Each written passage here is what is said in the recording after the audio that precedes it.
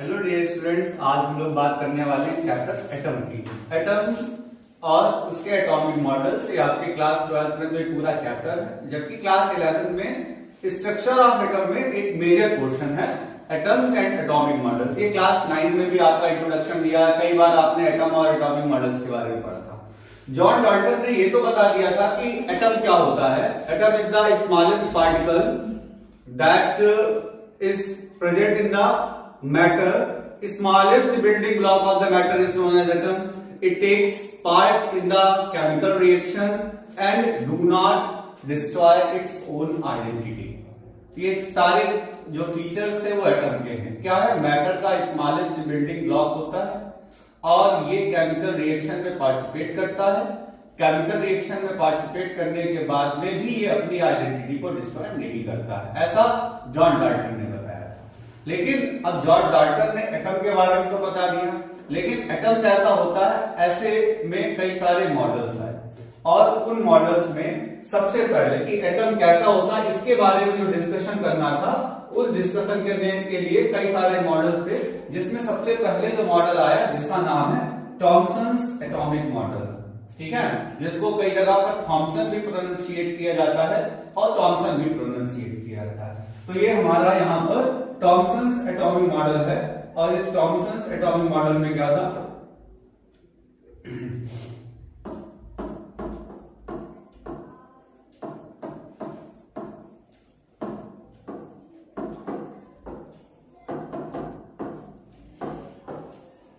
अब ये जो भाई साहब थे थॉमसन, इस समय चल रहे थे क्रिसमस, इनसे किसी ने पूछा कि एटम कैसा होता है, तो उनके हाथ में रही कोई मेवे की कचौड़ी। अब मेवे की कचौड़ी जैसे अपने यहाँ मेवे के लड्डू बनते हैं, जिसमें बीच बीच में मेवा पड़ी होती है, साइड में जो लड्डू का मटेरियल होता है। उन्होंने कहा बस इसके जैसा होता है। सामने वाले बंदे ने उससे पूछा कि ऐसा कैसे, तो उन्होंने कहा देखो, जिस तरीके से इसमें जो एडिबल पार्ट है, जो बिना किसी मेवे के है, वो उसका मेन मास और पॉजिटिव चार्ज है, और बाकी जो बीच बीच में मेवा पड़ी हुई है, उसी तरीके से एटम में बीच बीच में इलेक्ट्रॉन्स इमिटेड होते हैं। तो उन्होंने कहा नहीं नहीं, और अच्छे तरीके से समझाएंगे। तो उन्होंने कहा नहीं, हम इसको वाटरमेलन तरीके से समझाते हैं, इसलिए इनका मॉडल को प्लम पुडिंग मॉडल या वाटरमेलन मॉडल भी कहते हैं। तो वाटरमेलन मॉडल में क्या कहा गया, उन्होंने कहा कि देखो, जिस तरीके से वाटरमेलन के अंदर रेड एडिबल पार्ट होता है, उसी तरीके से पूरे एटम का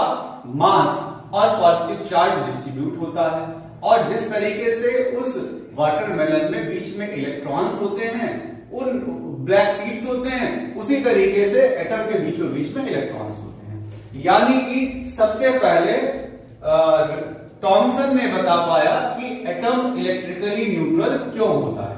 एटम इलेक्ट्रिकली न्यूट्रल इसलिए होता है क्योंकि उसके पास जितना पॉजिटिव चार्ज है उतना ही निगेटिव चार्ज है। सबसे पहले एटॉमिक मॉडल्स को देने का जो श्रेय है वो थॉमसन को जाता है, और उनकी सबसे इंपॉर्टेंट बात ये थी कि उन्होंने ये समझाया कि एटम न्यूट्रल क्यों है, because there is equal positive and negative charge. उनके मॉडल के हिसाब से क्या था, जितना उसका पॉजिटिव चार्ज था उतना ही उसका निगेटिव चार्ज था, इसलिए वो एटम न्यूट्रल था।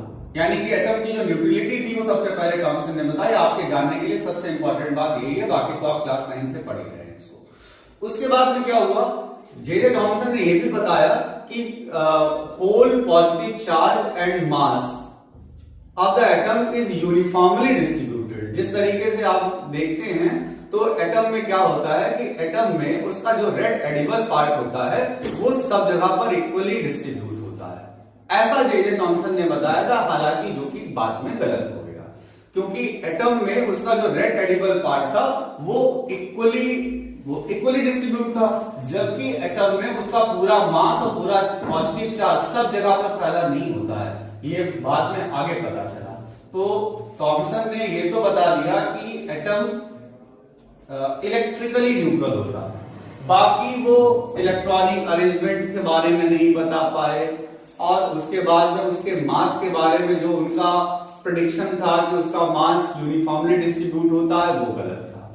ठीक है, यहां पर उन्होंने कहा था कि जितना, ये देखो इस मॉडल के हिसाब से बीच बीच में क्या है, नेगेटिव चार्ज, और बाकी जहां पर नेगेटिव चार्ज नहीं है वहां सब क्या है, उसका मास और पॉजिटिव चार्ज। उनके हिसाब से एक सॉलिड बॉल के जैसा था, जबकि रदरफोर्ड के हिसाब से एक हॉलो बॉल के जैसा था।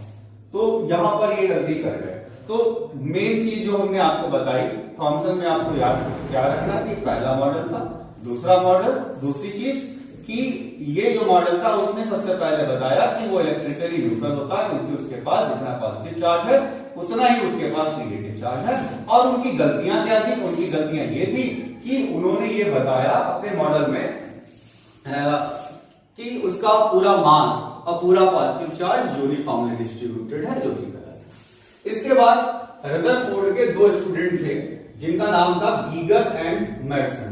तो गीगर और मैडसन ने यहां पर एक एक्सपेरिमेंट किया जिसको रदरफोर्ड अल्फा स्कैटरिंग एक्सपेरिमेंट भी कहते हैं, जिसको गीगर मैडसन एक्सपेरिमेंट भी कहते हैं, जिसको गोल्डफाइल एक्सपेरिमेंट भी कहते हैं, कई सारे अलग अलग नामों से जाना जाता है। तो ये जो एक्सपेरिमेंट था वो उसका उन्होंने सेटअप किया। किसने किया, रदरफोर्ड ने नहीं, गीगर और मैडसन ने ये एक्सपेरिमेंट किया था, जो रदरफोर्ड के स्टूडेंट्स थे। अब उन्होंने क्या किया, यहां पर उन्होंने रेडियो एक्टिव मटेरियल रखा। इस रेडियो एक्टिव मटेरियल में क्या था, ये अल्फा पार्टिकल को निकाल रहा था। अल्फा पार्टिकल का मतलब होता है हीलियम न्यूक्लियस। अल्फा पार्टिकल का मतलब होता है हीलियम न्यूक्लियस, इसी को हम लोग अल्फा पार्टिकल कहते हैं। तो ये था source of alpha particle. Side में उन्होंने क्या किया, एक लेड ब्लॉक बनाया। लेड ब्लॉक, लेड के अंदर एक कैपेबिलिटी होती है कि ये अल्फा पार्टिकल्स को स्टेबल लगता है, इधर उधर जाने नहीं देता। क्योंकि यहां पर तुम अगर अल्फा पार्टिकल का कोई सोर्स रखोगे, रेडियो एक्टिव मटेरियल रखोगे, तो वो तो अल्फा पार्टिकल सब इधर उधर फैलाएगा। लेकिन ये जो लेड लगा दिया इन्होंने, तो वो क्या करेगा, इधर उधर नहीं जाने देगा। आगे उन्होंने क्या किया, यहाँ पर लेड प्लेट पर बना दी कि अल्फा पार्टिकल सीधे जा पाए, और ये जो हमारी लेड प्लेट लगी हुई है ये इसको डिफ्लेक्ट होने से रोके। और यहां पे लगी थी बहुत इंपॉर्टेंट, ये थी हमारी फोटोग्राफिक प्लेट। यहां पर ये फोटोग्राफिक प्लेट है, और इस फोटोग्राफिक प्लेट का यूज क्या है, ठीक है, ये मूवेबल सर्कुलर थी, और ये फोटोग्राफिक प्लेट है। इस फोटोग्राफिक प्लेट के अंदर एक क्वालिटी होती है, क्या क्वालिटी होती है कि जब इसके ऊपर अल्फा पार्टिकल टकराते हैं तो उसमें स्पॉट जनरेट होता है। एक स्पॉट चमक एक बनती है, उससे हमें पता चल जाता है कि अल्फा पार्टिकल, क्योंकि अल्फा पार्टिकल तो रास्ते से जा रहे होंगे, हमें दिखेंगे नहीं ना। अल्फा पार्टिकल हमें कैसे पता चला कि वो स्ट्रेट गया या डिफ्लेक्ट हुआ या वापस आया। तो उसके लिए उन्होंने क्या किया, उसके लिए वहां पर उन्होंने साइड में ये रेडियो मतलब यहाँ पर फोटोग्राफिक प्लेट लगा रखी थी। क्यों लगा रखी थी, क्योंकि उसके अंदर क्वालिटी होती है कि जब अल्फा पार्टिकल वहां पर जाते हैं तो वहां पर वो फ्लोरोसेंस क्रिएट करते हैं। और उसके अलावा भी उन्होंने यहाँ पर जिंक सल्फाइड की कोटिंग भी करा दी थी। याद होगा आपको, आपने पढ़ा होगा ये थॉमसन का जो एक्सपेरिमेंट था, तो जिंक सल्फाइड के अंदर भी यही क्वालिटी होती है कि जब उस पर जाके कोई चार्ज पार्टिकल टकराता है तो वो चमक बनाता है। खैर, अब आई मेन चीज, जो मेन क्वेश्चन है कि यहां पर उन्होंने गोल्ड फाइल लगा रखी है। यहां पर बच्चा लोग उन्होंने क्या कर रखा है, गोल्ड फाइल लगा रखी है। तो ये जो गोल्ड फाइल उन्होंने लगा रखी है, तो ज्यादातर बच्चे पूछते हैं गोल्ड ही क्यों, गोल्ड ही क्यों लगाया।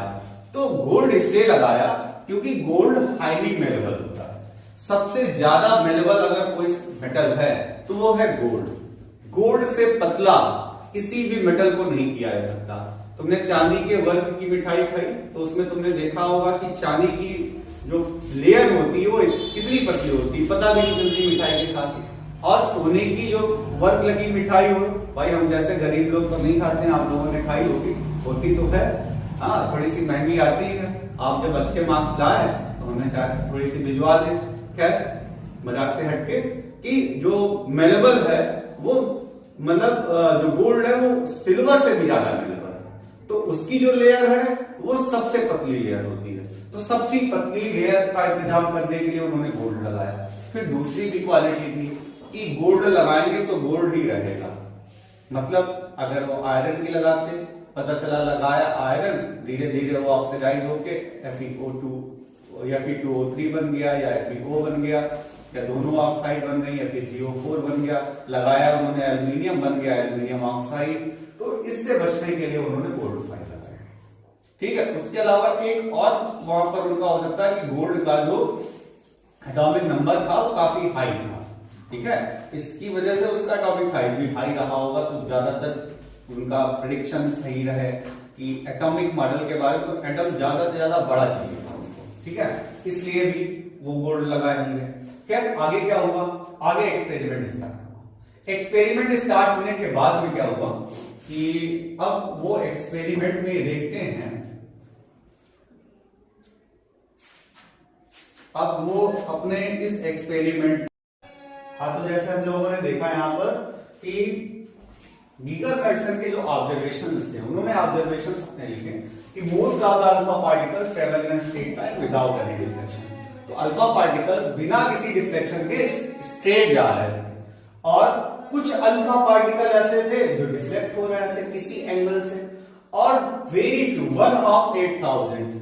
हम एनसीईआरटी में क्लास 12 वाले डाटा को यहां पर देख रहे हैं, क्योंकि क्लास 11 में डाटा में कुछ अलग दिया गया, और बाकी बुक्स में अगर आप एडिशनल बुक्स देखेंगे तो कुछ बुक्स में जैसे कि 9 के स्थान में आप अगर देखें तो 1 of 20,000 दिया गया है। तो क्लास 12 के हिसाब से देखते हैं तो 1 of 8,000, तो 1 of 8,000 particles are deflected by 180 degree. तो अब हम लोग क्या करेंगे, जैसे कि सोचो ये अपना डाटा लेके गए, क्या डाटा लेके गए कि बहुत सारे अल्फा पार्टिकल, ज्यादातर अल्फा पार्टिकल सीधे जा रहे हैं, कुछ अल्फा पार्टिकल ऐसे हैं जो किसी एंगल से डिफ्लेक्ट हो रहे हैं, और कुछ अल्फा पार्टिकल ऐसे हैं ना के बराबर 8,000 में से सिर्फ एक पार्टिकल ऐसा है जो 180 डिग्री पे वापस आ रहा है। तो ये अब ऐसा ऑब्जर्वेशन जब ये अपने टीचर के पास, रदरफोर्ड के पास लेके गए, तो उन्होंने इनको लॉजिक दिया, उन्होंने कहा सोचो कि एक सड़क है और उस पर ज्यादातर जो व्हीकल्स हैं वो स्ट्रेट जा रहे हैं, तो इससे हम कंक्लूजन क्या निकालेंगे कि सड़क कैसी है, खाली है। कुछ ऐसे थे जिनको थोड़ा सा डाइवर्जन का सामना करना पड़ रहा है, यानी कि कहीं कहीं पर हल्का सा ट्रैफिक है, और 1 of 8,000 ना के बराबर जो अल्फा पार्टिकल बिल्कुल न्यूक्लियस के सामने आके लौट रहे हैं, तो इसका मतलब क्या है कि न्यूक्लियस बहुत छोटी सी जगह पर होगा। मतलब भाई अल्फा पार्टिकल पॉजिटिवली चार्ज है, न्यूक्लियस भी पॉजिटिवली चार्ज है, अगर अल्फा पार्टिकल वापस आ रहा है तो इसका मतलब वो न्यूक्लियस के सामने से वापस आ रहा होगा, तो न्यूक्लियस है बहुत छोटी सी जगह। ये कंक्लूजन इनका ऐसे निकला होगा। तो उन्होंने ये कहा कि most of the space in the atom is empty. दूसरे से कहा उन्होंने कि जब अल्फा पार्टिकल न्यूक्लियस के पास से जाता है, इसको हम इस डायग्राम से देखेंगे, इस डायग्राम में ये देखेंगे, ये देखो जो अल्फा पार्टिकल्स ज्यादातर कहां जा रहे हैं, ज्यादातर अल्फा पार्टिकल हमारे सीधे चले जाएंगे, जो काफी दूर से आ रहे होंगे एटम से, वो अल्फा पार्टिकल हमारे कैसे चले जाएंगे, वो अल्फा पार्टिकल हमारे बिना किसी डिफ्लेक्शन के स्टेट जा रहे होंगे। ऐसे जो अल्फा पार्टिकल्स बहुत दूर हैं न्यूक्लियस से, सॉरी हमने एटम बोला, जो अल्फा पार्टिकल न्यूक्लियस से काफी दूर है वो कैसे जा रहे होंगे, वो अल्फा पार्टिकल बिल्कुल स्ट्रेट जा रहे हैं। और जो अल्फा पार्टिकल न्यूक्लियस के थोड़ा सा पास में है उनको कुछ डिफ्लेक्शन का सामना करना पड़ रहा है, और जो अल्फा पार्टिकल न्यूक्लियस वाली लाइन में गया, देखो ध्यान से, जो अल्फा पार्टिकल न्यूक्लियस वाली लाइन में जा रहा है उस अल्फा पार्टिकल का क्या हो रहा है, वो 180 डिग्री पे वापस आ रहा है।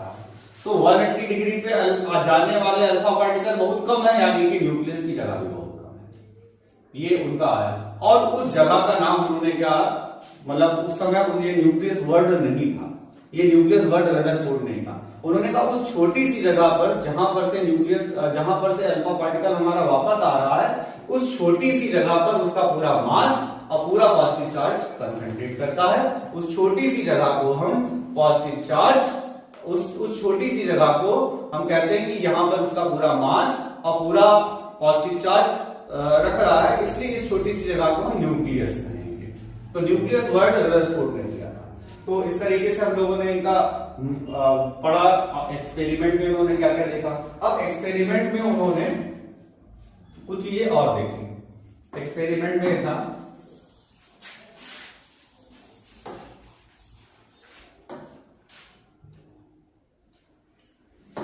एक्सपेरिमेंट में कुछ चीजें उन्होंने और भी देखी है, वो क्या थी,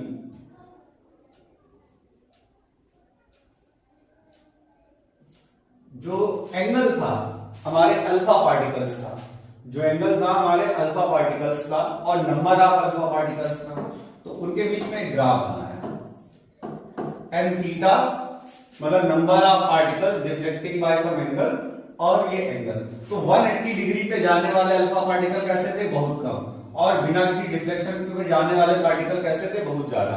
तो ये ग्राफ आपका पूछा जा सकता है, इस ग्राफ का सही नेचर क्या था, नंबर ऑफ पार्टिकल्स और एंगल ऑफ डिफ्लेक्शन के बीच में ग्राफ बनाया गया, तो ये ग्राफ बना। इससे हमें क्या पता चलता है कि 180 डिग्री पे जाने वाले पार्टिकल कैसे हैं, बहुत कम, और स्ट्रेट जाने वाले पार्टिकल कैसे हैं, बहुत ज्यादा। तो इस तरीके से उन्होंने आगे एक डायग्राम हम लोग देखते हैं। तो हम लोग आगे देखते हैं, एक नया टॉपिक है, ये हमारा impact parameter, distance of closest approach, distance of closest approach.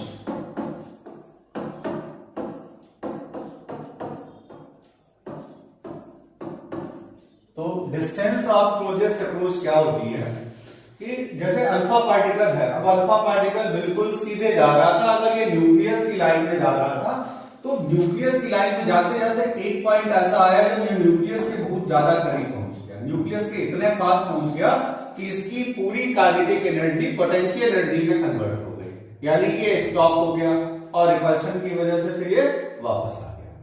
तो ये जो डिस्टेंस होती है आर नॉट, इसको हम लोग बोलते हैं डिस्टेंस ऑफ क्लोजेस्ट अप्रोच, यानी कि the perpendicular distance of the alpha particle within the atom from the nucleus where whole of its kinetic energy is completely converted into electrostatic potential energy, यानी कि alpha particle जा रहा था, जाते जाते एकदम से रुक के रिवर्स आ गया, 180 डिग्री पे या डिफ्लेक्ट हो गया।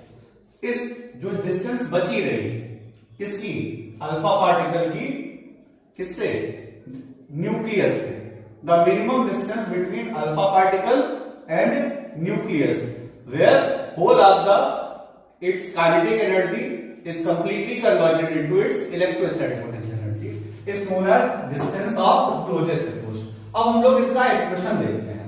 तो जैसा कि हमको पता है कि फॉर्मूले में Ke की वैल्यू कन्वर्ट हो गई Pe में, Ke का फॉर्मूला हम लोग जानते हैं हाफ mv²। अब P की वैल्यू है 1/4πε0, अल्फा पार्टिकल का चार्ज होता है 2e प्लस में, और प्रोटॉन का चार्ज होता है Ze, और अपान में क्या है R0। तो R0 की वैल्यू क्या हो गई 1/4πε0 2Ze² half mv² πε0 2Ze² Ke। ये हमारी डिस्टेंस ऑफ क्लोजेस्ट अप्रोच। तो डिस्टेंस ऑफ क्लोजेस्ट अप्रोच में आपकी डिफिनेशन आएगी और साथ में आपको एक्सप्रेशन लिखना होगा। तो distance of closest approach is the minimum perpendicular distance between alpha particle and nucleus where whole of its kinetic energy is completely converted into potential energy, okay, या where alpha particle deflected by 180 degree, जैसा कि आप जिस तरीके से इसको define करता हूं। तो डिस्टेंस पूछी जा सकती, मतलब ये डिफिनेशन आपकी पूछी जा सकती है।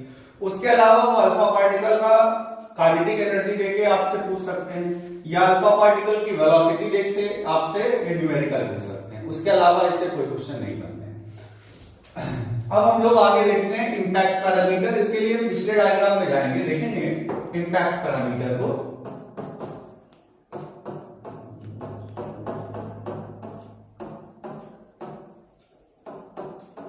देखो जो अल्फा पार्टिकल था, कोई भी अल्फा पार्टिकल ऐसे सीधे जा रहा है, तो इसका जो वेलोसिटी वेक्टर है ये तो इधर की तरफ है, लेकिन ये पार्टिकल इधर जाने की बजाय थोड़ा सा डिफ्लेक्ट हो गया। तो किसी भी अल्फा पार्टिकल के वेलोसिटी वेक्टर की डिस्टेंस निकालते हैं सेंटर लाइन से। सेंटर लाइन का मतलब वो लाइन जहां पर अल्फा पार्टिकल 180 डिग्री पे डिफ्लेक्ट होता है, न्यूक्लियस के सीध में, न्यूक्लियस के से पास होने वाली लाइन को। तो इनके बीच की जो ये परपेंडिकुलर डिस्टेंस होती है, perpendicular distance between velocity vector of alpha particle to the line passing to the centre of nucleus is known as impact parameter. ये बी जो पॉइंट है इसको हम लोग कहते हैं इम्पैक्ट पैरामीटर। समझ में आया? जैसे ये जो पार्टिकल है इसके लिए इम्पैक्ट पैरामीटर क्या होगा, ये डिस्टेंस इम्पैक्ट पैरामीटर होगा। ये पार्टिकल है, इसके लिए इम्पैक्ट पैरामीटर क्या होगा, ये डिस्टेंस हमारी इम्पैक्ट पैरामीटर हो गई, ये डिस्टेंस हमारी इम्पैक्ट पैरामीटर हो गई। तो इसको रोकेंगे वो क्या होगा, धीरे धीरे जाके जाने के बाद सेंटर पे आके रुक जाएगा। तो उसी तरीके से उन्होंने कहा मैक्सवेल के हिसाब से रदरफोर्ड का मॉडल इसलिए गलत था, when a charge particle moves in a fixed circular path it radiates some energy and due to loss of energy its radius should be shrink and electron should fall into the nucleus. And if this happens, just think, if this happens, atom could be unstable, but in actual atom is stable. इसलिए Rutherford का एक point गलत मान लिया गया। उसके अलावा इन्होंने इलेक्ट्रॉनिक अरेंजमेंट्स के बारे में नहीं बता पाया, उन्होंने स्पेक्ट्रम के बारे में नहीं बता पाया, बहुत सारी चीजों के बारे में उन्होंने आगे नहीं बता पाया। तो अब हम लोग चलते हैं बोर्स मॉडल की तरफ, यानी कि हम लोग पढ़ेंगे यहाँ पर बोर्स मॉडल।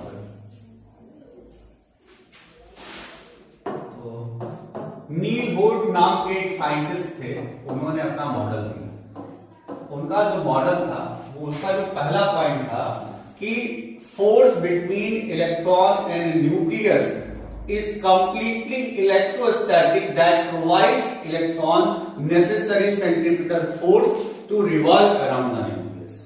उन्होंने कहा कि इलेक्ट्रॉन और न्यूक्लियस के बीच में लगने वाला जो फोर्स है वो कंप्लीटली इलेक्ट्रोस्टैटिक फोर्स है, जिसकी वजह से वो इलेक्ट्रॉन न्यूक्लियस के चारों ओर घूम रहे हैं।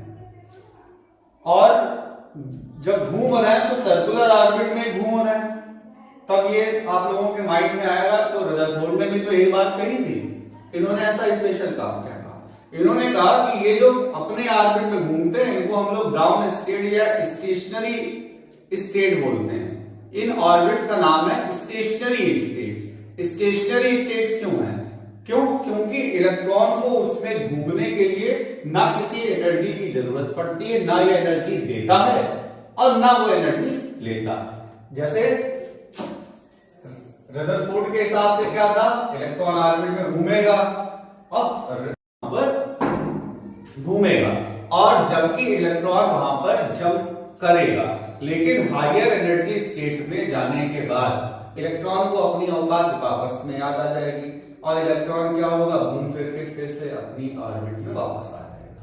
यानी कि पहले जैसे समझ लो ये हमारा एक न्यूक्लियस है और इसका फर्स्ट एनर्जी स्टेट, ये इसका सेकेंड एनर्जी स्टेट बताते हैं, ये है इसका थर्ड एनर्जी स्टेट, ये है इसका फोर्थ एनर्जी स्टेट।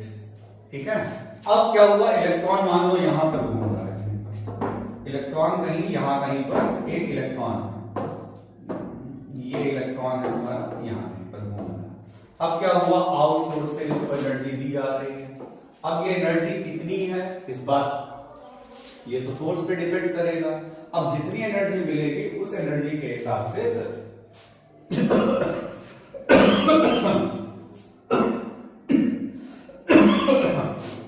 हाँ, तो इलेक्ट्रॉन यहां पर अपने ग्राउंड स्टेट में, कहां पे, ग्राउंड स्टेट में। तो इलेक्ट्रॉन जंप करके कहां गया, अपने हायर एनर्जी स्टेट में। इनको क्या कहते हैं, एक्साइटेड स्टेट। ये एक्साइटेड स्टेट्स हैं, कई सारे एक्साइटेड स्टेट्स हैं, यहां भी जा सकता है, यहां भी जा सकता है, यहां भी जा सकता है, यहां भी जा सकता है, इसके आगे। और अब जब मान लेते हैं ये एटम को फाइनली हमने कह दिया ये हमारा एटम है, अगर इससे बाहर चला गया तो हम लोग कहेंगे आयोनाइजेशन हो गया।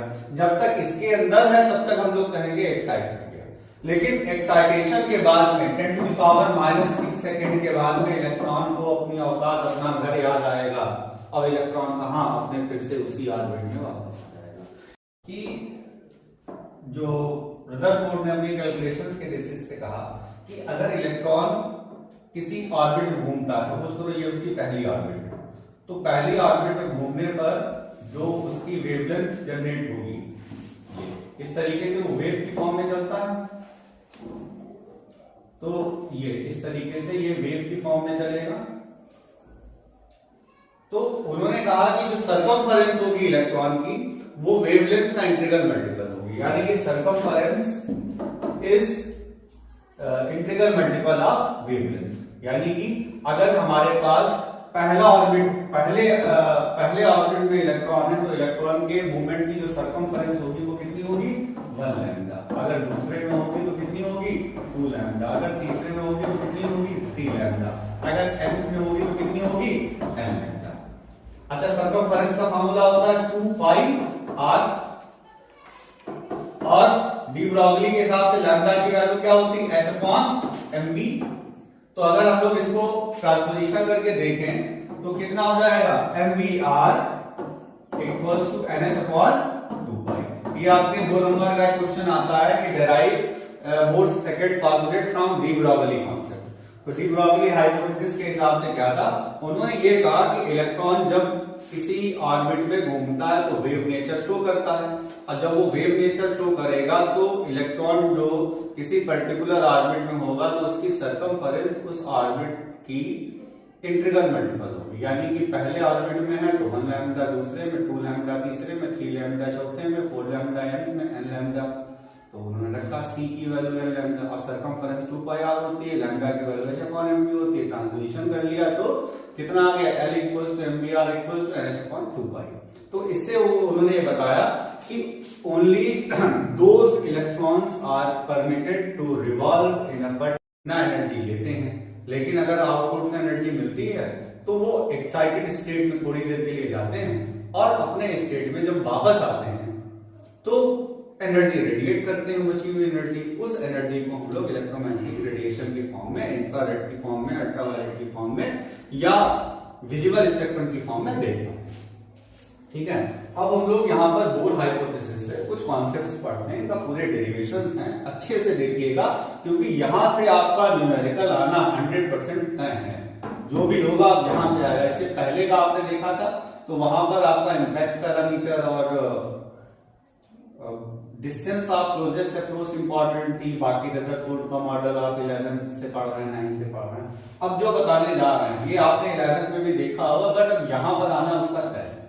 तो हम लोग यहाँ पर एक डेराइव करते हैं, जैसे ये हमारा एटम है और इस एटम में ये हमारा न्यूक्लियस है और इस न्यूक्लियस के चारों ओर इलेक्ट्रॉन किसी पर्टिकुलर ऑर्बिट में है और इस ऑर्बिट की जो रेडियस है उसको हम लोग कहते हैं बोर्स रेडियस। एक बात याद रखना, जो इनका मॉडल था बोर का वो सिर्फ हाइड्रोजन या हाइड्रोजन लाइक स्पीसीज के लिए ही था। अभी हम लोग इनके ड्रॉबैक्स के बारे में बात करेंगे। तो इलेक्ट्रॉन जब घूम रहा है सर्कुलर पाथ में घूमेगा, क्यों? Necessary centripetal force electrostatic force से मिल जाएगा, तो इसकी कुछ वेलोसिटी भी होगी। तो बोर्स और मतलब बोर्स ऑर्बिट में इनकी जो वेलोसिटी इलेक्ट्रॉन की है वो हमने ले ली vn, रेडियस ले ली r। जैसा कि इन्होंने कहा था, हमने वेट कर लिया कि यहाँ पर इसका हाइड्रोजन नहीं है, अभी कोई पर्टिकुलर न्यूक्लियस है जिसका चार्ज है Ze। तो हम लोग बात करेंगे यहाँ पर इनके पहले कॉन्सेप्ट की, कि उन्होंने कहा था कि centripetal force is equal to electrostatic force. तो सेंट्रीपिटल फोर्स का फॉर्मूला होता है mv²/r और इलेक्ट्रोस्टैटिक फोर्स का फॉर्मूला होता है 1Q1 यानी कि E, Q2 यानी कि Ze अपॉन Rn²। अगले स्टेप में क्या करते हैं, देखो इस Rn को हम इस साइड में ले जाएंगे, तो mv² Vn² into Rn² upon Rn equals to 1/4πε0 Ze² upon Z² Rn को दे चुके हैं उधर। ठीक है, ये इतना आ गया। अब इसमें क्या करेंगे, ये Rn हमारा यहां से कैंसिल हो गया और Rn को कैंसिल करने के बाद में हमने क्या किया, ये mVn इंटू Rn अलग ले लिया और ये Vn अलग ले लिया, इक्वल्स टू 1/4πε0 Ze²। अब ये ध्यान से देखिए कि ये mVn Rn क्या है, ये एंगुलर मोमेंटम है। इसकी वैल्यू क्या थी, अभी थोड़ी देर पहले पढ़ी थी, nh/2π। इसकी वैल्यू क्या थी, nh/2π। इसकी वैल्यू थी into Vn equals to 1/4πε0 Ze²।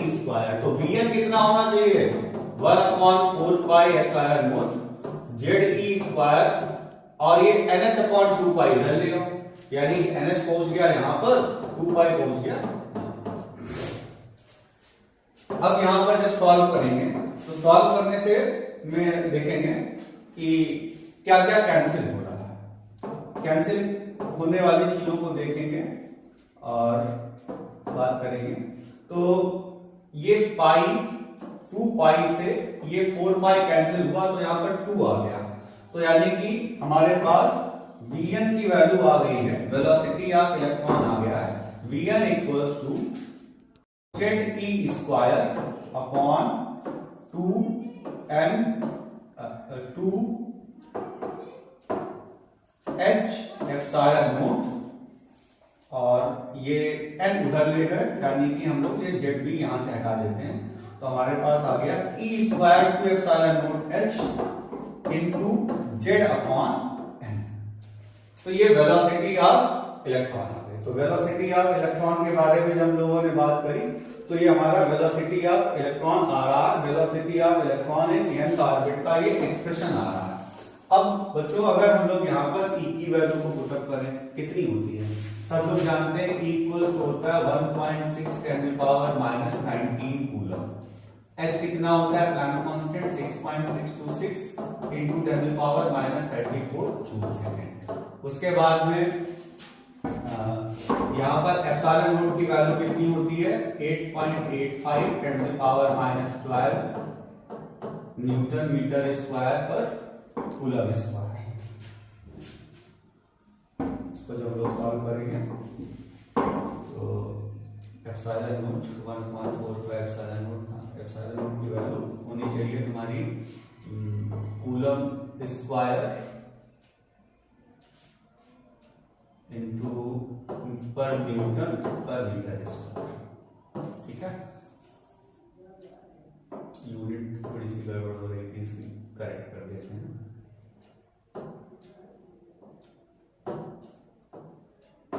Coulomb square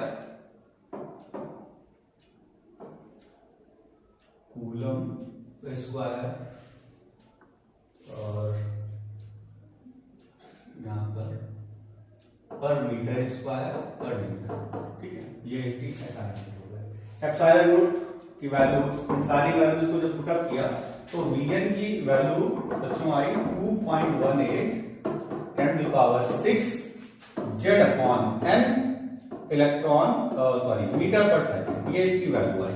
इससे बेसिकली ये आया, सोचो जरा बोर के बारे में कि बंदे ने क्या किया है, एटम के अंदर, एटम जिसको देखा नहीं जा सकता उसके अंदर घूमने वाले किसी पार्टिकल की वेलोसिटी के बारे में बता दिया। तो heads of for this person कि कितनी बड़ी कैलकुलेशन उन्होंने यूज करी। ये सिर्फ हमारे सिलेबस के जानने को ही नहीं है, सिलेबस के साथ में आइडियोलॉजी आप देखिए कि उसका डिटर्मिनेशन, डेडिकेशन देखिए कि बंदे ने क्या किया है, उस पार्टिकल को जिसको वो देख नहीं सकता था उसके पार्टिकल की वेलोसिटी के बारे में बताया।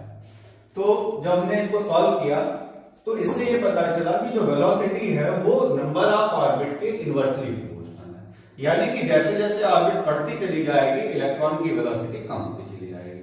अब आपका क्वेश्चन आता है कि find the ratio of velocity of electron in both first and third orbit. तो फर्स्ट और थर्ड ऑर्बिट की वेलोसिटी का रेशियो क्या होगा, 3:1, क्योंकि ऑर्बिट का इनवर्सली प्रोपोर्शनल है ना, तो 1:, फर्स्ट और थर्ड का पूछेंगे तो क्या हो जाएगा 3:1। सेकेंड एंड फोर्थ पूछा जाएगा तो क्या कर लेंगे 4:2। अब यहां पर कई बार वो कहते हैं find the ratio of velocity of electron in first excited state and fifth excited state. तो फर्स्ट एक्साइटेड स्टेट का मतलब कौन सी ऑर्बिट, सेकेंड ऑर्बिट, और फिफ्थ एक्साइटेड स्टेट का मतलब कौन सी ऑर्बिट, सिक्स्थ ऑर्बिट। तो उसका रेशियो क्या होगा 6:2, यानी कि 3:1। तो यहां से आपके मल्टीपल चॉइस क्वेश्चंस आते हैं, बाकी वैल्यू तो आपने देखी ही है। अब हम लोग यहां पर एक चीज और तैयार करेंगे, अब हम लोग यहां पर तैयार करेंगे रेडियस के बारे में। अब हम लोग रेडियस का एक्सप्रेशन निकालते हैं। तो वेलोसिटी का एक्सप्रेशन तो आ ही गया आपको। अब रेडियस में क्या करेंगे, जैसा कि आपको पता है L इक्वल्स टू क्या होता है mvr, और mvr की वैल्यू क्या होती है h/2π। mvr n equals to h upon NH upon 2 pi. अब Rn की वैल्यू तो आपको पता ही है, Rn की वैल्यू Vn की वैल्यू तो पता है। Vn की वैल्यू अभी हम लोगों ने निकाली है, कितनी आई है? P square 2h epsilon naught z upon n into Rn equals to NH upon 2 pi. अब जब सॉल्व करेंगे तो हमारे पास में Rn इक्वल्स टू क्या आ जाएगा? अब देखो ये n ऊपर चला गया, h अपॉन h स्क्वायर और 2 कैंसिल होता है, ये 2 कैंसिल कर दिए और क्या आया? h उधर भी चला गया, h square epsilon naught n square और यहां पर क्या हो गया? m e square z। Rn equals to क्या आया? Rn इक्वल्स टू आया हमारा h square epsilon naught n square m e square z, इतना आ गया। यानी कि जो रेडियस है इसको हम लोग थोड़ा सा अलग लिखते हैं, n और z को अलग लिखते हैं, बाकी सबको एक साथ लिखते हैं। फिर से h m और e की m की वैल्यू पता है, मास ऑफ इलेक्ट्रॉन हमको क्या होता है? मास ऑफ इलेक्ट्रॉन होता है हमारा 9.1 10 31 kg। अब इन सारी वैल्यूज को पुटअप करेंगे तो हमारे पास जो रेडियस की वैल्यू आएगी, वो रेडियस की वैल्यू हमारे पास में आ जाएगी Rn equals to 0.529 n square upon z angle. ये हमारे पास में रेडियस की वैल्यू आ गई, ये रेडियस आ गई। इससे हमें पता चला जो रेडियस है वो ऑर्बिट के स्क्वायर के डायरेक्टली प्रोपोर्शनल है। फिर से उसी टाइप के question, find the ratio of Bohr's radius if orbits are third and fifth. अब थर्ड एंड फिफ्थ का अगर रेशियो पूछा जाए, तुमने देखा ये स्क्वायर का डायरेक्टली प्रोपोर्शनल है, तो 9 स्क्वायर 25। अगर उन्होंने कहा second excited state and fourth excited state, तो सेकेंड एक्साइटेड स्टेट का मतलब ऑर्बिट क्या हुई? थर्ड, और फिफ्थ एक्साइटेड स्टेट का मतलब ऑर्बिट क्या हुई? 6। तो हम लोग क्या करेंगे? 3 स्क्वायर अपॉन 6 स्क्वायर, यानी कि 1:4 आंसर आ गया। तो इस तरीके से रेडियस निकाल ली। अभी देखिए हम उसको इरेज करते जा रहे हैं और लिखते भी जा रहे हैं। अब इसमें अगर किसी को कोई कंफ्यूजन होती है तो अपना वीडियो थोड़ा सा रिवर्स देख लें, जिससे कि, क्योंकि हम चाह रहे हैं कि एक पैरा से आप कुछ उठा रहे हैं उसको दूसरी जगह रख रहे हैं, तो इससे आपको भी आसानी रहे। तो कोई दिक्कत होती है तो आप मुझसे दोबारा पूछ सकते हैं, इस चीज को कमेंट बॉक्स में लिख सकते हैं, हम आपके लिए उसका अलग से एक्सप्रेशन लिख के बता देंगे। तो यहां पर हमने क्या निकाला है? हमने यहां पर रेडियस निकाला। रेडियस निकालने के बाद में हम लोग यहां पर आगे निकालते हैं, रेडियस निकालने के बाद हम लोग निकालते हैं काइनेटिक एनर्जी। काइनेटिक एनर्जी का फॉर्मूला होता है हाफ mv स्क्वायर। तो हाफ m v की वैल्यू क्या है? e square 2h epsilon naught z upon n, ये वैल्यू आई थी हमारी, इसका स्क्वायर किया तो 1/2 m e power 4 z square और नीचे हुआ हमारा 4h square epsilon naught square. और सॉल्व करते हैं, और सॉल्व करने पर आया 1/8 m e power 4 h square epsilon naught square z square upon n square.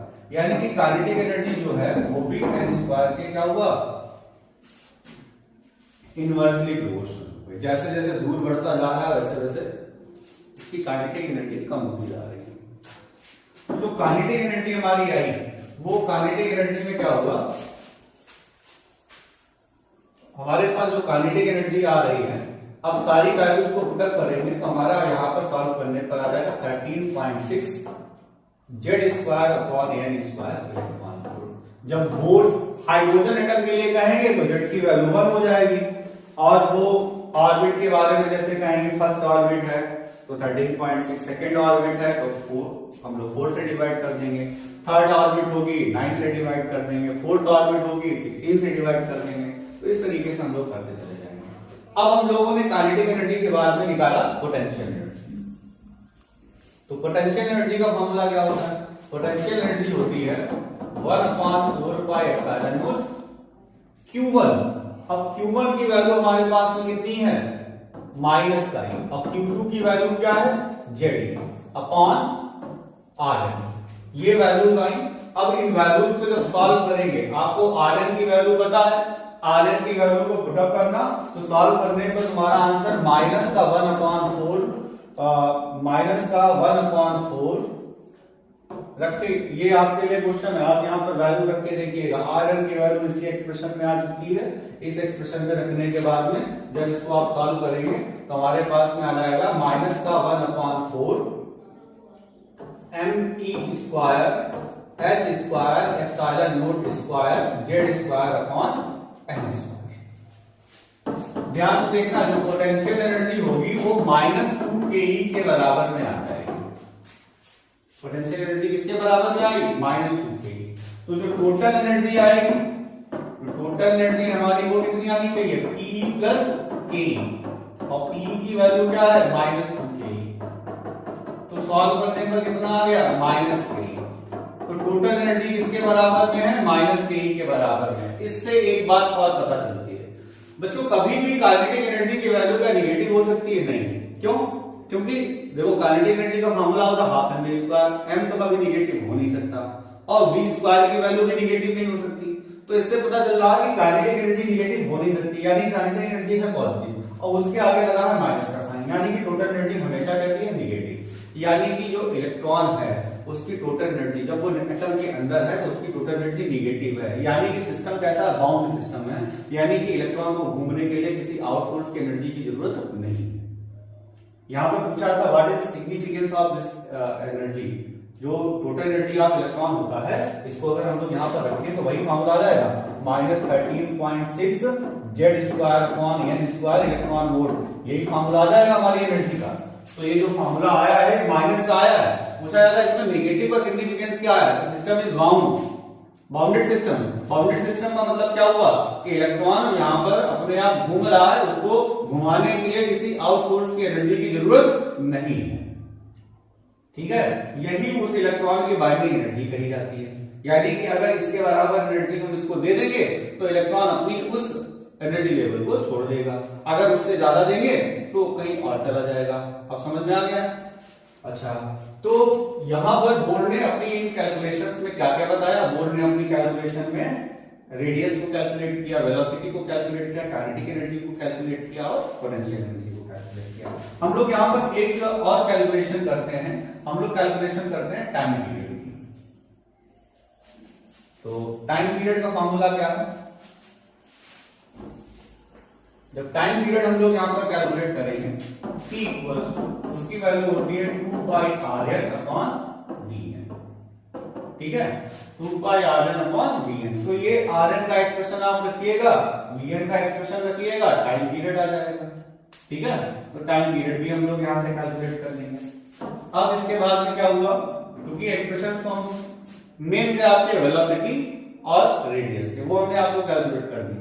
Video आप थोड़ा सा पीछे करिएगा और वैल्यूज को रख के देखिएगा। क्या था टाइम पीरियड? टाइम पीरियड था 2πrn अपॉन vn। यहां पर रख के देखिएगा, आपको टाइम पीरियड का एक्सप्रेशन मिल जाएगा। अब बोर्ड ने इन सारी बातों को बता दिया, लेकिन जो बोर्ड का मॉडल था वो हाइड्रोजन या हाइड्रोजन लाइक स्पीसीज, यानी कि जिनके पास सिर्फ एक इलेक्ट्रॉन है उनके लिए था। ठीक है, इनका जो मॉडल था वो सिर्फ इतने पार्टिकल्स के लिए था जो हाइड्रोजन के जैसे थे। तो जो अलग अलग साइंटिस्ट हैं उन्होंने स्पेक्ट्रल लाइंस के बारे में बताया। अब स्पेक्ट्रल लाइंस और लाइन स्पेक्ट्रा क्या होता है उसको हम अभी आपको एक्सप्लेन करेंगे। थोड़ी देर में हम लोग यहां पर पढ़ते हैं। तो अभी तक जो चीज हम लोगों ने देखी, ये बोर्ड का जो सेकंड फास्फोलेट था वो हमें क्या बता रहा है? वो बता रहा है कि angular momentum of electron in any orbit is an integral multiple of x/2π। फिर रेडियस का जो एक्सप्रेशन निकाला था उससे हमें पता चला कि जो हमारे बोर्स रेडियस है किसी भी ऑर्बिट में वो n स्क्वायर के डायरेक्टली प्रोपोर्शनल है, z के इनवर्सली प्रोपोर्शनल है। अगर हाइड्रोजन एटम के लिए फर्स्ट ऑर्बिट की बात की जाए तो 0.529 या 0.53 एंगस्ट्रॉम, ये जो सिंबल है वो a0 का तो यहां पे लगता है, ये a0। या अब वेलोसिटी की बात की जाए तो वेलोसिटी में क्या था? वेलोसिटी में यहां पर z अपॉन n था, यानी कि जो वेलोसिटी है वो z के डायरेक्टली प्रोपोर्शनल है और n के इनवर्सली प्रोपोर्शनल है। फिर काइनेटिक एनर्जी हम लोगों ने निकाला था, तो काइनेटिक एनर्जी का ये एक्सप्रेशन आया था, पोटेंशियल एनर्जी का ये एक्सप्रेशन आया था, पोटेंशियल एनर्जी माइनस में आई थी और पोटेंशियल एनर्जी जो थी वो काइनेटिक एनर्जी का डबल थी। जो टोटल एनर्जी का एक्सप्रेशन आया था वो ये आया था। अब हम लोग इससे आगे बढ़ते हैं। अब हम लोग आगे देखते हैं, जैसे कि अभी हमने इस वीडियो में थोड़ा सा पीछे भी हमने टाइम पीरियड का एक्सप्रेशन निकाला था, तो टाइम पीरियड का एक्सप्रेशन आप अपने आप करिएगा, इसमें कोशिश करिएगा कि टाइम पीरियड को आप निकाल पाए। और टाइम पीरियड जो होता है वो time period is directly proportional to n cube. जो टाइम पीरियड है वो n क्यूब के डायरेक्टली प्रोपोर्शनल आएगा। ठीक है, ये हिंट आपको दे देना, इससे रिलेटेड आपका क्वेश्चन आ सकता है। क्वेश्चन इस तरीके से आएगा कि बोर की दो अलग ऑर्बिट्स दी गई हैं और उसमें एक ऑर्बिट दी गई, उसमें कहा गया दूसरी ऑर्बिट में जो टाइम पीरियड है वो पहले का 8 टाइम्स है, तो रेडियस वो कौन सी ऑर्बिट होगी? जैसे फर्स्ट ऑर्बिट है और सेकंड ऑर्बिट है, तो वहां पर टाइम पीरियड का रेशियो क्या होना चाहिए? तो 1 का क्यूब 1 हो गया, 2 का क्यूब 8 हो गया, तो 1:8 हो गया। तो टाइम पीरियड 8 क्यूब का मतलब टाइम पीरियड जो है वो n क्यूब का डायरेक्टली प्रोपोर्शनल होता है। अब हम लोग आगे यहां पर बात करेंगे, देखेंगे जैसा कि हमने बताया कि बोर ने इन सारी चीजों के बारे में तो बता दिया था, लेकिन बोर ने 2 चीजें नहीं बता पाई। एक तो उन्होंने नहीं बता पाया जीमान इफेक्ट और दूसरा नहीं बता पाया स्टार इफेक्ट।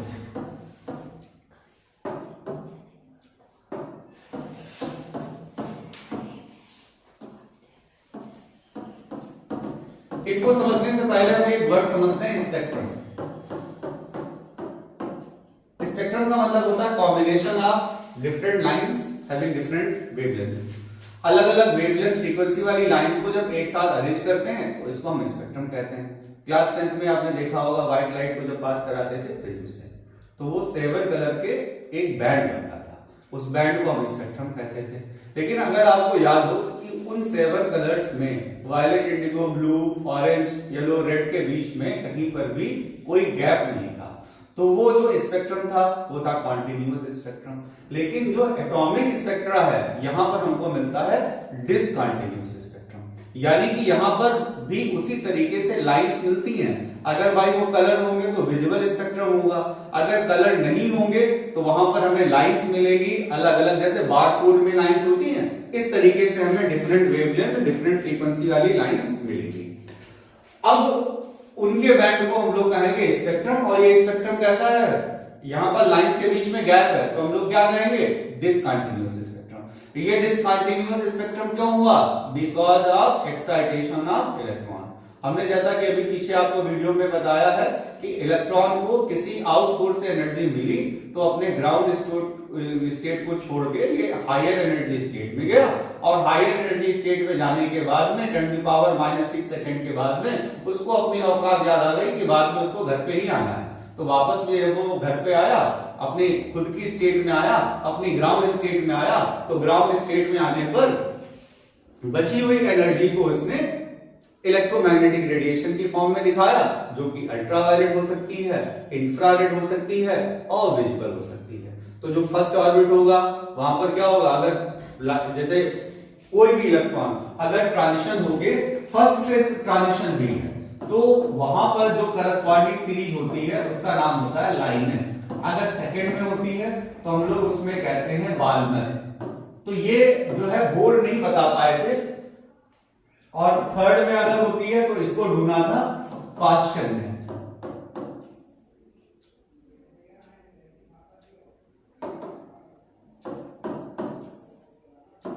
फिर फोर्थ में अगर हुआ तो ब्रैकेट ने,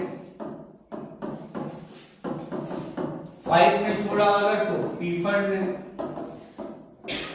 6 में है तो हम्फ्री।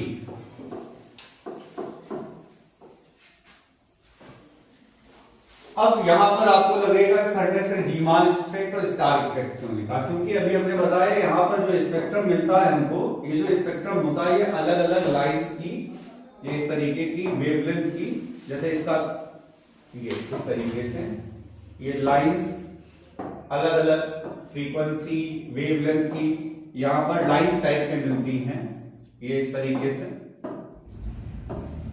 ये यहां पर इनके बीच में गैप है, ये हमें ये स्पेक्ट्रोस्कोप से देखने को इस तरीके के पैटर्न मिलते हैं। तो ये डिसकंटीन्यूअस स्पेक्ट्रम है, तो इस पूरे बैंड को हम लोग स्पेक्ट्रल लाइंस बोलते हैं। अब ये स्पेक्ट्रल लाइंस जब किसी मैग्नेटिक फील्ड से पास होती हैं, सोचो ये स्पेक्ट्रल लाइंस अल्ट्रावायलेट, इंफ्रारेड और विजिबल है। और आपने क्लास 12th में ही इलेक्ट्रोमैग्नेटिक वेव्स में पढ़ा है कि इलेक्ट्रोमैग्नेटिक वेव्स में इलेक्ट्रिक फील्ड और मैग्नेटिक फील्ड का कोई इंफ्लुएंस नहीं होता। लेकिन यहां पर जब वो स्पेक्ट्रल सीरीज में होती है और उसको जब किसी मैग्नेटिक फील्ड में ले जाते हैं तो लाइन स्प्लिट हो जाती है। तो splitting of electric field, splitting of spectral lines in the presence of electric field is known as Stark effect, and splitting of spectral lines in the presence of magnetic field is known as Zeeman effect. Okay, तो अब याद करने का तरीका क्या, आपने iron man देखी होगी, तो टोनी स्टार्क वो इलेक्ट्रिसिटी का काम किया करते थे, खूब वो अलग अलग टाइप के रिएक्टर बनाया करते थे। वो आयरन मैन में जो भी काम था पूरा इलेक्ट्रिकल्स और इलेक्ट्रॉनिक्स का काम था। तो बिजली वाला जो काम होगा, स्टार्क का मतलब होता ना बिजली।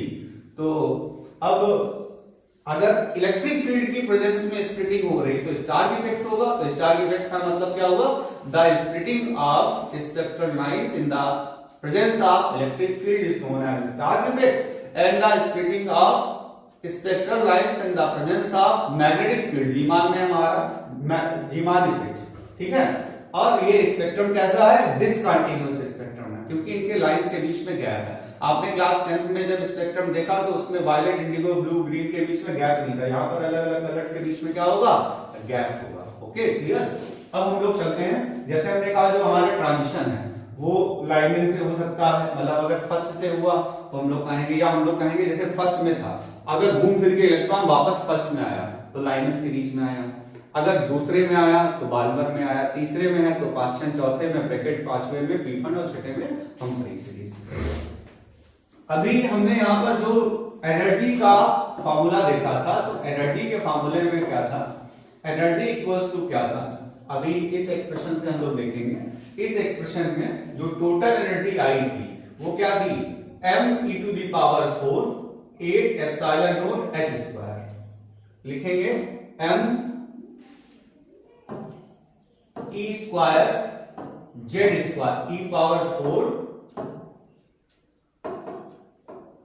m e power 4 z square upon, ये माइनस में आया था, टोटल एनर्जी निगेटिव है और इसका भी एक हमने आपको कंक्लूजन बताया था, टोटल एनर्जी अगर निगेटिव है तो इसका मतलब ये हुआ कि यहां पर ये इलेक्ट्रॉन जो है वो बाउंडेड होने का मतलब ये है कि इलेक्ट्रॉन को वहां पर घूमने के लिए किसी चीज की जरूरत नहीं है।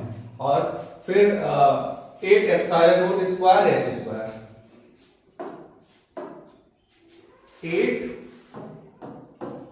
Epsilon naught square h square, ये हमारे पास एनर्जी का एक्सप्रेशन आया। एनर्जी का एक्सप्रेशन फिर से लिख लेते हैं, delta E equals to minus 1/8 m e power 4 z square 8 epsilon naught square h square और n स्क्वायर। ये एक्सप्रेशन हम लोग पहले निकाल चुके हैं, यहाँ पर minus m z square e to the power 4 8 epsilon naught square n square h square. ठीक है, बस m की पावर ऐसे याद रखेंगे कि m की पावर यहाँ पर सिंगल है और e की पावर 4 है, बाकी जितने भी वेरिएबल्स हैं सबकी पावर है 2। ऐसे याद रखेंगे। अगर फॉर्मूला आप भूल रहे हैं तो देखिए यहाँ पर क्या क्या इन्वॉल्व है, यहाँ पर z इन्वॉल्व है, n इन्वॉल्व है, e इन्वॉल्व है, m इन्वॉल्व है, h इन्वॉल्व है और एप्सिलॉन नॉट। m की पावर सिंगल रखनी है और e की पावर 4 रखनी है, बाकी सबकी पावर 2 रखनी है। हो गया फॉर्मूला यार, 1/8 भी रहेगा। तो ये टोटल एनर्जी इलेक्ट्रॉन की आई। अब इलेक्ट्रॉन की किसी पर्टिकुलर ऑर्बिट में ये एनर्जी थी। अब हम सपोज करते हैं कि हमारे पास जो ऑर्बिट है वो E1 है, डेल्टा नहीं लिखेंगे अभी हम लोग लिखेंगे nth ऑर्बिट में ये एनर्जी थी। तो E1 की वैल्यू क्या होनी चाहिए, E1 होना चाहिए minus 1/8 m e power 4 epsilon naught square h square Z square upon n1 square. Okay, और E2 की वैल्यू क्या होनी चाहिए, -1/8 m e power 4 epsilon naught square h square Z square upon n2 square. अब transition हुआ electron का, यानी कि इलेक्ट्रॉन किसी एक ऑर्बिट से दूसरी ऑर्बिट में जंप किया। तो जब जंप करेगा तो एनर्जी का जो चेंज होगा, उस एनर्जी चेंज को हम लोग निकालेंगे डेल्टा E इक्वल्स टू, और डेल्टा E का मतलब है E2 माइनस E1। तो अब इन वैल्यूज को रखें, जो कॉमन मिले उसको कॉमन निकाल लो। जो E2 है वो ऑलरेडी माइनस है, E1 माइनस माइनस प्लस हो जाएगा। तो इतना कॉमन सेंस लेके आप इस इक्वेशन को जब सॉल्व करेंगे तो हमारे पास जो एक्सप्रेशन आएगा ये आ जाएगा 1/n1 square minus 1/n2 square. यहां पर n1 होती है लोअर स्टेज और n2 होती है हायर स्टेज। ओके, n1 यहां पर क्या है, लोअर, और n2 क्या है यहां पर, हायर। ये हमारे पास में डेल्टा E की वैल्यू आ गई। अब जैसा कि हमने बताया डेल्टा E आ गया। अब इस वैल्यू को हम लोग कहते हैं RH, रेडबर्ग कांस्टेंट। इस पूरे ये जो वैल्यू है ये, इसको हम लोग रेडबर्ग कांस्टेंट कहते हैं। सुनो, हाइड्रोजन एटम के लिए Z कितना हो जाएगा, हाइड्रोजन एटम के लिए Z की वैल्यू 1 हो जाएगी। बाकी एप्सिलॉन नॉट की value 8.85 10 to power -12, H equals to 6.626 10 to power -34, M equals to 9.1 10 to power -31 kg, E equals to 1.6 10 to power -19 coulomb. और इसको भी आपको रटने की जरूरत नहीं है, एग्जाम में आपको ये वैल्यूज दी जाती हैं। तो उन सारी वैल्यूज को जब रखेंगे तो डेल्टा E इक्वल्स टू आ जाएगा RH, ये सब कांस्टेंट है, 1/n1 square minus 1/n2 square, और ये था हमारा एनर्जी के टर्म्स में रेडबर्ग कांस्टेंट। एनर्जी के टर्म्स में जो रेडबर्ग कांस्टेंट होता है वो अलग होता है। RH इक्वल्स टू होता है 2.18 into 10 to power -18 जूल। ये आ गया। इतना आने के बाद में अब सोचो, कई बार हमसे पूछा जाता है कि इस स्पेक्ट्रम में जो हमारी वेवलेंथ निकलेगी वो वेवलेंथ क्या होगी।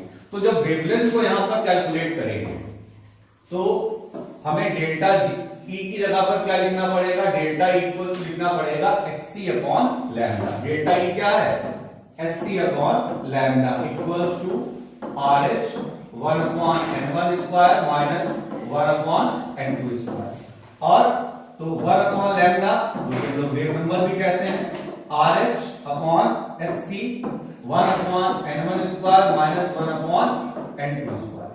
ओके, n1 क्या होगी, लोअर स्टेट, और n2 क्या होगी, हायर स्टेट। तो RH अपॉन hc को हम लोग क्या कहेंगे, ये दोबारा, ये फिर से इसको रेडबर्ग कांस्टेंट ही कहते हैं, लेकिन इस वाले रेडबर्ग कांस्टेंट की वैल्यू हम लोग मीटर में देते हैं। ओके, इस वाले रेडबर्ग कांस्टेंट की वैल्यू होती है 1.09678 into 10 to the power 7 पर मीटर।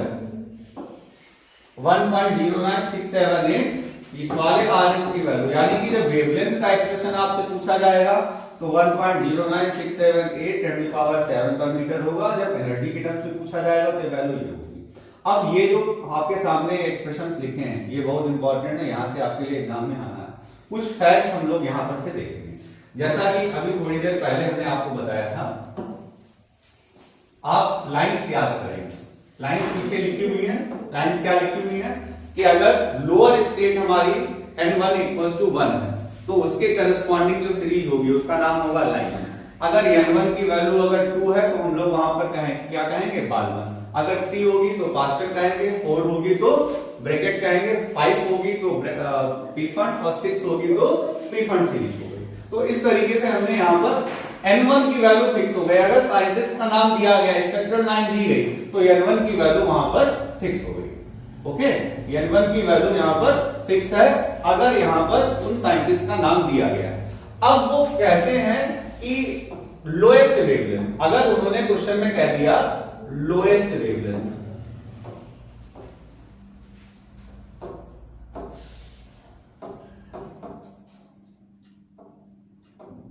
अगर उन्होंने लोएस्ट वेवलेंथ कह दिया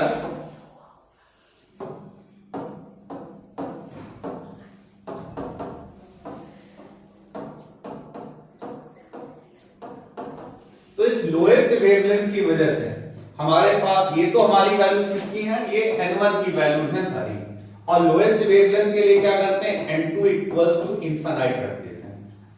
लोएस्ट वेवलेंथ के लिए हम लोग क्या करेंगे, लोएस्ट वेवलेंथ, अब सोचो अगर वहां पर आप भूल जाते हैं तो आपने पढ़ा है एनर्जी का फॉर्मूला, एनर्जी इक्वल्स टू क्या होता है, hc अपॉन लैम्डा, यानी कि वेवलेंथ अगर कम है तो एनर्जी कैसी है, ज्यादा है, जबकि एनर्जी अगर ज्यादा है, अगर डेल्टा ई की वैल्यू अगर ज्यादा है तो उस केस में हम लोग क्या करेंगे कि हमारे ऑर्बिटल्स के बीच में भी गैप बहुत ज्यादा होना चाहिए, तो मैक्सिमम गैप कब हो सकता है, जब हमारा n2 इनफाइनाइट होगा। इसी तरीके से अगर शॉर्टेस्ट वेवलेंथ होता है, अगर वो कह दें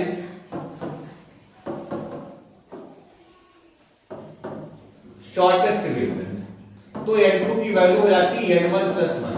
कैसे, जैसे उन्होंने कहा find the shortest wavelength for Brackett series, find the shortest wavelength of for Brackett series. अब ब्रैकेट उन्होंने जैसे ही बोला तो हमारे पास n1 की वैल्यू कितनी आ गई, हमारे पास n1 की वैल्यू 4 आ गई, और n2 की वैल्यू शॉर्टेस्ट बोला है तो +1 कहेंगे, शॉर्टेस्ट बोला तो इनफाइनाइट कहेंगे। अगर उन्होंने कहा find the longest wavelength for Paschen series,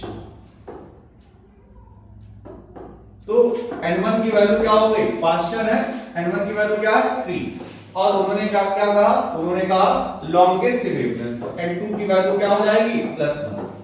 ठीक है, तो इसको आप नोट कर लेंगे, लॉन्गेस्ट वेवलेंथ के लिए n2 क्या होगा, इनफाइनाइट होगा, शॉर्टेस्ट वेवलेंथ के लिए n2 क्या होगा, शॉर्टेस्ट वेवलेंथ के लिए n2 n1 + 1 होगा।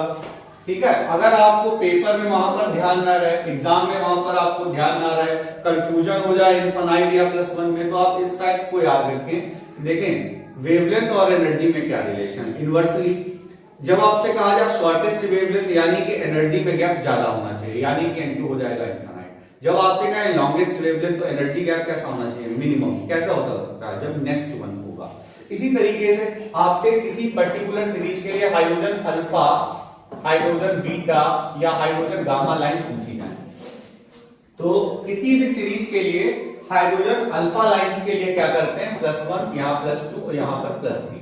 जैसे आपसे कहें कि लाइमेन सीरीज, जैसे आपसे कहा गया कि लाइमेन सीरीज है और लाइमेन सीरीज के लिए हाइड्रोजन बीटा लाइन की वेवलेंथ निकालो, तो हाइड्रोजन बीटा लाइन की वेवलेंथ हम कैसे निकालते हैं, तो लाइमेन उन्होंने बोल दिया, यानी कि n1 के बारे में उन्होंने क्लियर कट कह दिया कि n1 हमारा कितना है, n1 हमारा है 1, और बीटा लाइन का मतलब क्या होता है, बीटा लाइन होती है +2, यानी कि क्या हो गया, n2 कितना हो गया 3।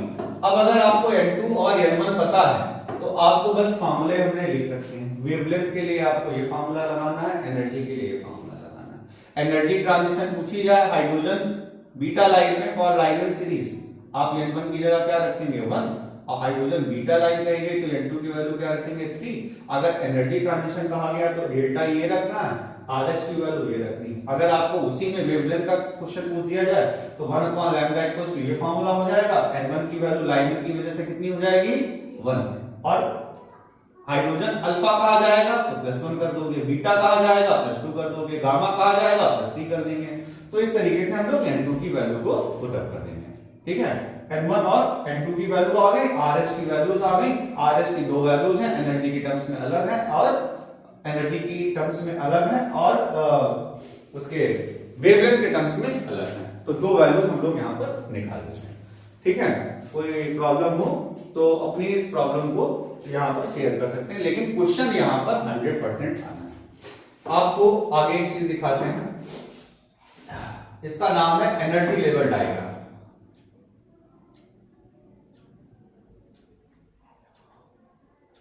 एनर्जी लेवल डायग्राम कुछ इमेज लेते हैं।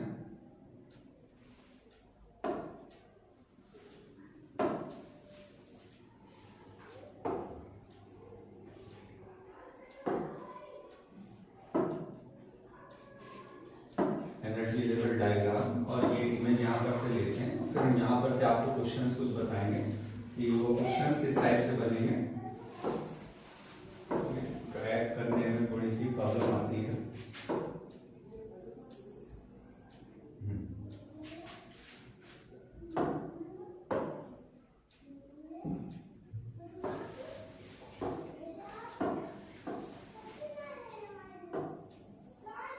ये आपको देखिए डायग्राम दिख रहा है, उससे डायग्राम में ये दिख रहा है कि नहीं दिख रहा है, देखेंगे जरूर, वरना थोड़ी सी ब्राइटनेस कम करेंगे तो ये डायग्राम दिखने लगेगा। दिख रहा है डायग्राम?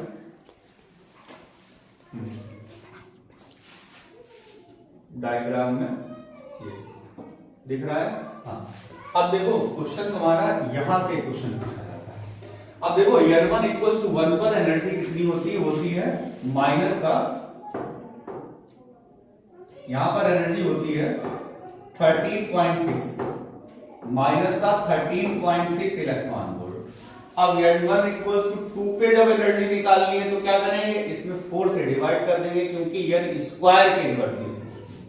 तो 4 के लिए जब हम 4 से डिवाइड करेंगे यहां पर तो हमारे पास में कितना आ जाएगा 3.4 इलेक्ट्रॉन वोल्ट। अगर आता है थर्ड में तो थर्ड के लिए हम लोग क्या करेंगे 9 से डिवाइड करेंगे, यानी कि 1 पॉइंट यहां पर हो जाएगा 1.5 इलेक्ट्रॉन वोल्ट। ठीक है, सब इलेक्ट्रॉन वोल्ट में चलना है। ये एनर्जी लेवल डायग्राम है हमारा, ये अभी इसको और एक्सप्लेन करेंगे। अब n1 इक्वल टू 4 है तो हम लोग किससे डिवाइड करेंगे 16 से डिवाइड करेंगे। जब 16 से डिवाइड करेंगे, ये 16 से डिवाइड करेगा तो अब अगर 5 में है तो 25 से डिवाइड करेंगे।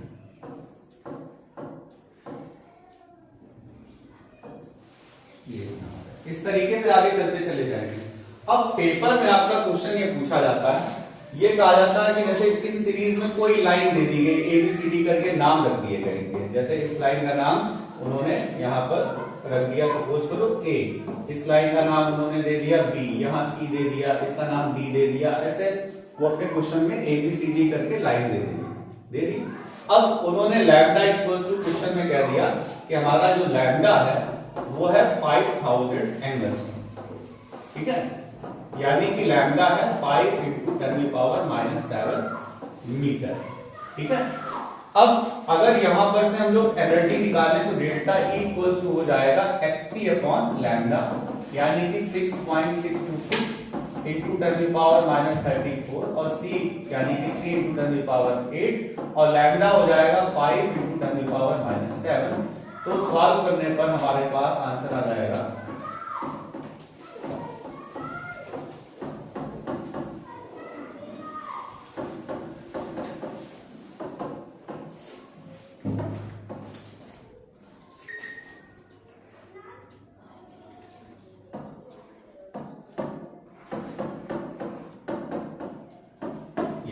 ठीक। अब ये जूल में आया बट ये हमारे पास आंसर किस में है इलेक्ट्रॉन वोल्ट में। तो हम लोग इलेक्ट्रॉन वोल्ट में कन्वर्ट करने के लिए क्या करते हैं, इलेक्ट्रॉन वोल्ट में कन्वर्ट करने के लिए 1.6 10⁻⁻19 से डिवाइड कराते हैं। तो डिवाइड करने पर हमारा आंसर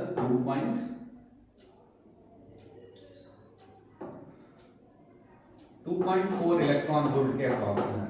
अब देखेंगे इनमें कौन सा ट्रांजिशन ऐसा है जिसमें 2.4 इलेक्ट्रॉन वोल्ट का डिफरेंस है। तो 2.4 इलेक्ट्रॉन वोल्ट का जो डिफरेंस आएगा अप्रॉक्स में थोड़ी सी हम लोग देख के चलते हैं। तो 2.4 इलेक्ट्रॉन वोल्ट, तो 2.4 यहां से यहां का डिफरेंस देखें आप तो लगभग 2.9 आ रहा है। यहां से यहां तक का डिफरेंस देखें तो 2.6 आ रहा है। यहां से यहां तक का डिफरेंस देखें या इस तरीके से डिफरेंसेस हम लोग देखते हैं। तो लगभग में अगर थोड़ी देर के लिए देखें तो यहां से यहां तक का जो डिफरेंस आ रहा है हमारा वो 2.5 इलेक्ट्रॉन वोल्ट के आसपास आ रहा है। तो यानी कि ये सीरीज और खत्म कहां पे हुई, यहां पे। तो ये इसके करस्पॉन्डिंग लाइंस कौन सी हैं, बी लाइन है। क्वेश्चन हम फिर से रिपीट करते हैं। वो क्वेश्चन में वेवलेंथ तुम्हें ऐसी देंगे और उसके करस्पॉन्डिंग लाइन भी ऐसे देंगे और तुमसे पूछा जाएगा कि इसमें कौन सा ट्रांजिशन हो रहा है। तो सबसे पहले उस वेवलेंथ या फ्रीक्वेंसी के करस्पॉन्डिंग आपको एनर्जी निकालनी है जिसका फॉर्मूला होता है hc/लैम्डा। कैलकुलेट करेंगे, जूल में आंसर आएगा, उसको इलेक्ट्रॉन वोल्ट में कन्वर्ट करने के लिए 1.6 10⁻⁻19 से डिवाइड करा देंगे, इलेक्ट्रॉन वोल्ट में आ गया। अब जो हमारी एनर्जीज की या तो तुमको दी जाएंगी, अगर नहीं दी जाए तो आपको पता है कि फर्स्ट के लिए 13.6, सेकंड के लिए 3.4, फिर 1.5, ये अप्रॉक्स में दिए गए थे, इनको कैलकुलेट करके हम लोग रखते हैं। ठीक है, अब हम लोग देखेंगे इनमें से कौन सा डिफरेंस ऐसा है जो इस एनर्जी के बराबर है। जो डिफरेंस होगा हम लोग वही ट्रांजिशन ले लेंगे। जैसे इस क्वेश्चन में हमने अप्रॉक्स में लेके क्या करते हैं, ये वाला डिफरेंस लेते हैं। अब देखो फाइनली लाइन कहां पे आई है, फाइनली लाइन आई है यानी इक्वल टू 2, यानी कि इसके करस्पॉन्डिंग कौन सी सीरीज है, बाल्मर सीरीज है। इसके करस्पॉन्डिंग कौन सी सीरीज है, बाल्मर सीरीज है। और यहां पर जो वेवलेंथ है वो विजिबल स्पेक्ट्रम की, यानी कि बाल्मर में जो हमारी वेवलेंथ लाई करती है वो उसकी विजिबल स्पेक्ट्रम की लाइन लाई करती है। उसके अलावा एक छोटा सा फॉर्मूला और बताते हैं, फिर ये वीडियो लंबा हो रहा है, उसको अभी बस 2-4 मिनट में खत्म हो जाएगा। नंबर ऑफ स्पेक्ट्रल लाइंस का फॉर्मूला होता है delta n into delta n 1+1 upon 2। ये कई सारे कॉम्पिटिटिव एग्जाम्स में भी आता है। तुमसे कहा जाएगा n equals to 5 to n equals to 1 electron हमारा गया, तो वहां पर कितनी सारी स्पेक्ट्रल लाइंस बनी होंगी। तो हमारी स्पेक्ट्रल लाइंस क्या होगी, डेल्टा n निकालेंगे तो डेल्टा n 5 - 1 कितना आया 4, तो हमारा होगा 4 × 5/2, यानी कि हमारा आंसर कितना आ गया 10। अब वो 10 कौन सा रहा होगा, देखो हमारा इलेक्ट्रॉन सीधे 5 से फर्स्ट में भी आ सकता है, हो सकता है हमारा फर्स्ट से यहां पर गया हो 4 में, 4 से गया हो फर्स्ट में, हो सकता है 5 से 3 में, 3 से गया हो फर्स्ट में, फिर 5 से 2 में और 2 से गया हो फर्स्ट में। इस तरीके से अलग अलग ऑप्शंस हम लोग देखेंगे तो हमें 10 लाइंस मिल जाएंगी। आप फॉर्मूले पर यहां पर ध्यान रखें, delta n into delta n + 1/2, 2 lines तुम्हें दी गई हैं और तुम्हें जैसे हमसे कहा जाए कि पार्शियल से ब्रैकेट में जाने के, ब्रैकेट से पार्शियल में जाने के लिए तो डेल्टा n 1 है, तो सॉल्व करने पर कितनी लाइन हो सकती है, सिर्फ एक लाइन बनेगी वहां पे। तो इस तरीके से अपना सॉल्व कर लेंगे। ये हमारा डेल्टा n का फॉर्मूला था। फिर हमने आप लोगों को एक टर्म बताया था एक्साइटेशन पोटेंशियल,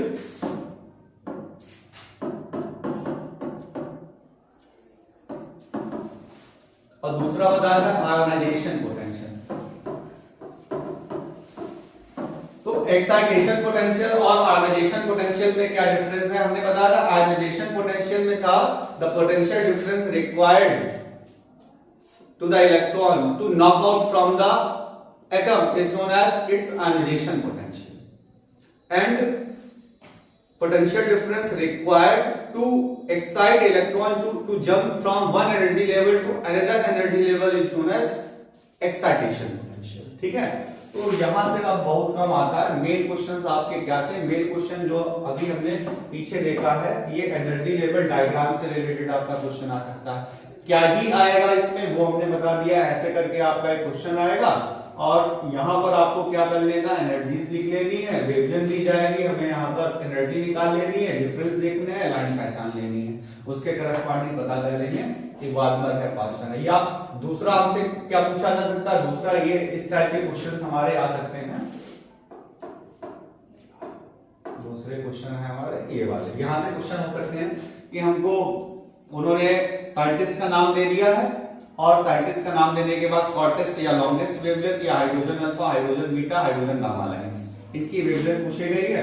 तो ये फार्मूला लगा देंगे, एनर्जी के टर्म्स में वाला फार्मूला लगा देंगे, आरएस की वैल्यूज हमें याद करनी पड़ेगी। ठीक है, कि अगर एनर्जी के टर्म्स में होगी तो ये रखेंगे और वेवलेंथ के टर्म्स में होगी तो ये रखेंगे। क्लियर है, ये यहाँ से क्वेश्चन बनते हैं। इन क्वेश्चंस के बाद में हमसे एक क्वेश्चन और पूछा जाएगा कि बोर्ड पास्टुलेट जो है वो बोर्ड का जो सेकंड पास्टुलेट का डेरिवेशन जो अभी हमने आपको कराया था, और उसके अलावा अब इन फॉर्मूलों को जरूर याद रखेंगे। इन फॉर्मूलों में आपसे पूछा जा सकता है कि सेकंड और फोर्थ ऑर्बिट में इलेक्ट्रॉन की रेडियस का रेशियो क्या है, वेलोसिटी का रेशियो क्या है, टाइम पीरियड का रेशियो क्या है। तो टाइम पीरियड में हमने क्या बताया है कि वो n1/n2 का होल क्यूब होता है। जब हम रेडियस की बात करेंगे तो रेडियस के स्क्वायर के डायरेक्टली प्रोपोर्शनल है, और वेलोसिटी में क्या है, ऑर्बिट के इनवर्सली प्रोपोर्शनल है। तो अगर हम लोग रेडियस की बात करेंगे तो रेडियस के टर्म में क्या करेंगे, r1/r2 इक्वल्स टू n1/n2 का होल स्क्वायर। जब वेलोसिटी के टर्म्स में कहेंगे तो v1/v2 इक्वल्स टू n2/n1। जब टाइम पीरियड के बारे में बात करेंगे तो t1/t2 equals to n1/n2 whole cube. ठीक है, तो इस तरीके से हम लोग इसको सॉल्व कर लेंगे। अब अगर आपको कोई प्रॉब्लम होती है आप कमेंट सेक्शन में बताएंगे। पूरा चैप्टर आपका एटम हमने कंप्लीट कर दिया है। अब इसके मल्टीपल चॉइस क्वेश्चंस भी हम आपके एक नेक्स्ट वीडियो में डालेंगे। आप अगर उन क्वेश्चंस को, मल्टीपल चॉइस क्वेश्चंस को और इस वीडियो को कंप्लीट देखेंगे तो आपको एटम में कोई टेंशन नहीं होगी। ओके, न्यूमेरिकल क्वेश्चन भी हमने इसमें कवर किया है, अलग से फिर आपकी शीट पढ़ती रहेंगी और ये वीडियोस कंटिन्यू आते रहेंगे। बस जरूरत है आपके ज्यादा से ज्यादा वॉच आवर्स की और ज्यादा से ज्यादा सब्सक्रिप्शन की, ज्यादा से ज्यादा दोस्तों को सब्सक्राइब कराइए। Thank you.